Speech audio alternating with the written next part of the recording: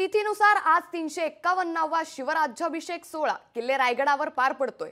किल्ले रायगडावर शिवशाही अवतरली असल्याचं पाहायला मिळतंय। स्वराज्याच्या राजधानीत शाहिरांनी रात्र जागवली। मर्दानी खेळांच्या प्रात्यक्षिकांनी राजसदरेला मानवंदना देखील देण्यात आली। त्यामुळे आज आताची मोठी बातमी समोर येते। आज 351वा तिथीनुसार शिवराज्याभिषेक सोहळा पार पडतोय। किल्ले रायगडावर मोठ्या प्रमाणात शिवभक्त हे दाखल झाल्याचं पाहायला मिळतंय। कालपासून रायगड आणि परिसरात पाऊस येत होता, मात्र पावसाची तमा न बाळगता मोठ्या संख्येने शिवभक्त हे रायगडावर दाखल झालेत।